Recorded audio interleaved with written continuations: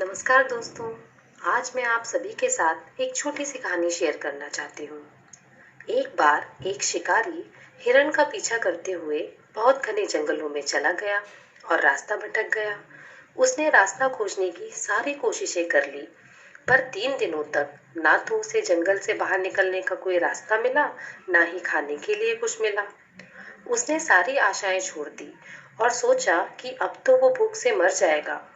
और तभी उसे एक सेब का पेड़ दिखाई दिया, जो कि रसीले लाल सेबों से लदा हुआ था। वो बहुत खुश हुआ और उसने आगे की खोज के लिए बहुत से सेब इकट्ठे करके रख लिए। जब उसने पहला सेब चखा, तब उसकी खुशी का कोई ठिकाना ना रहा। वह खुद को बहुत भाग्यशाली समझने लगा। उसने ईश्वर का आभार व्यक्त किया। उसने इस नए जीवन के लिए ईश्वर को धन्यवाद दिया। उसे अपने भाग्य पर विश्वास नहीं हो रहा था। लेकिन जब उसने दूसरा सेब खाया, तब उसने ईश्वर का उतना आभार व्यक्त नहीं किया जितना पहला सेब खाते समय किया था। और पांचवा सेब खाते खाते तक उसका आभार ना के बराबर हो गया। ना जाने क्यों, जैसे जैसे वह और सेब खाता गया, उसकी खुशी कम होते गई। और 10वां सेब खाते खाते तो उसकी खुशी बिल्कुल खत्म हो गई और वो सेब उसे उतना अच्छा भी नहीं लगा।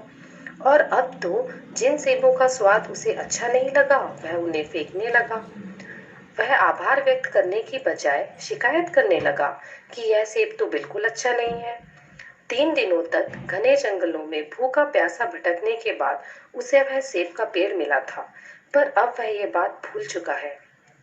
अर्थशास्त्र या इकोनॉमिक्स की भाषा में इसे सीमांत उपयोगिताशीलता का नियम या law of diminishing marginal utility भी कहते हैं, जो कि वास्तव में घटता हुआ आभार है।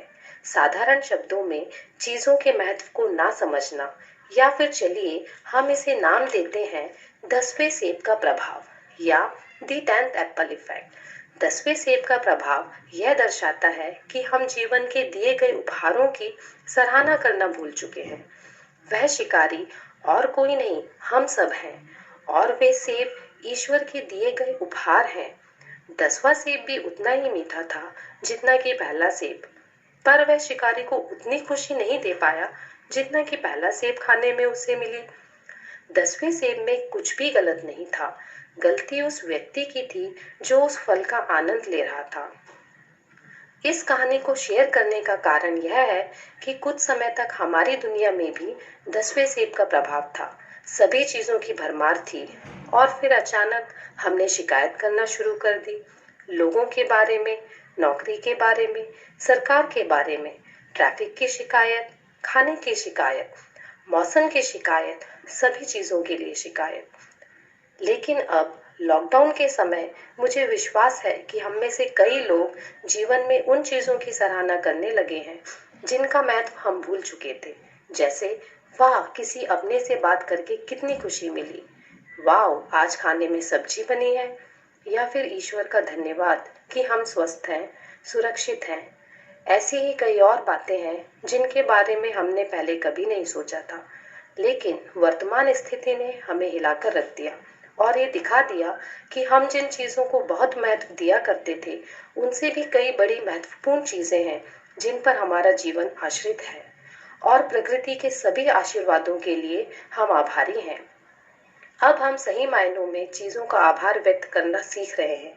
खाने की भरमार का, आजादी का, अच्छी सेहत का, पुराने अच्छे दिनों का। अब हमें यह एहसास हो रहा है कि ये चीजें कितनी महत्वपूर्ण थी, और जब तक ये सब हमारे पास था, हमने उसके महत्व को नहीं समझा। लेकिन अब इस समय हमारे पास दो विकल्प हैं, या तो हम आभारी रहें या चिंतित रहें। बी ग्रेटफुल और बी स्ट्रेसफुल। और ये एक विकल्प है, ये आपकी मर्जी है कि आप क्या चुनते हैं। मैं आपसे एक और घटना शेयर करना चाहती हूँ। मुझे नहीं मालूम कि ये सच है या काल्पनिक, लेकिन बहुत प्रभावशाली है। तो इटली में एक 72 वर्ष के बुजुर्ग अस्पताल में बीमारी से लड़ने के बाद ठीक हो रहे थे। उनसे कहा गया कि आपको एक दिन के वेंटिलेटर के पैसे देना पड़ेगा।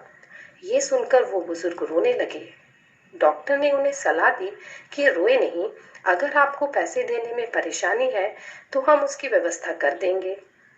मगर बुजुर्ग का उत्तर सुनकर डॉक्टर की आंखों में आंसू आ गए। बुजुर्ग ने कहा, मुझे पैसे देने में कोई परेशानी नहीं है। मैं इस बिल का भुगतान करने में सक्षम हूँ। मैं तो इसलिए रो रहा हूँ क्योंकि मैं 72 सालों से भगवान की दी हुई सांसें ले रहा था, जिसके लिए मैंने उन्हें कभी कुछ नहीं दिया। और अब मुझे यहाँ अस्पताल में वेंटिलेटर से एक दिन की सांस लेने के लिए 5,000 यूरोस देना पड़ रहा है। आप सोच सकते हो कि भगवान का मुझ पर कितना कर्ज है। मैंने तो कभी उनको इसके लिए धन्यवाद तक नहीं कहा। जब हम मुफ्त में सांस लेते हैं बिना किसी तकलीफ के, कोई भी सांस को गंभीरता से नहीं लेता। पर जब हम अस्पताल में वेंटिलेटर द्वारा सांस लेते हैं, तब हमें यह एहसास होता है कि सांस लेने के भी पैसे लग सकते हैं। जब आप चीज़ों को, स्थिति को देखने का अपना नजरिया बदलेंगे, तो वही चीजें और वही स्थितियां बदल जाएंगी। आभार एक बहुत ताकतवर, सशक्त बनाने वाला भाव है। कभी कभी हमें जीवन के दिए गए उपहारों के प्रति और जागरूक और आभारी होने की आवश्यकता होती है। आभार हमारी प्रतिरक्षा प्रणाली को या हमारे इम्यून सिस्टम को शक्तिशाली बनाता है, और वहीं दूसरी तरफ चिंता आपको कमजोर बनाती है। एक चीज जो मैंने अपने जीवन में अनुभव करी है, वो यह है कि जब आप आभार व्यक्त करते हो, आप निर्भय होते हो। इसलिए जीवन के उपहारों के प्रति आभारी रहिए और ईश्वर के दिए गए आशीर्वादों को गिनना ना भूलें। धन्यवाद सबसे अच्छी प्रार्थना है जो कि आप हर दिन, हर समय कह सकते हो। यह ब्रह्मांड का नियम है कि जब आप चीजों के लिए आभारी होते हो, तो आपको आभार व्यक्त करने के लिए और चीजें मिलती जाती हैं। तो कभी भी 10वें सेब को अपने ऊपर प्रभाव ना डालने दें। कभी भी जीवन के दिए गए बहुमूल्य उपहारों को ना भूलें।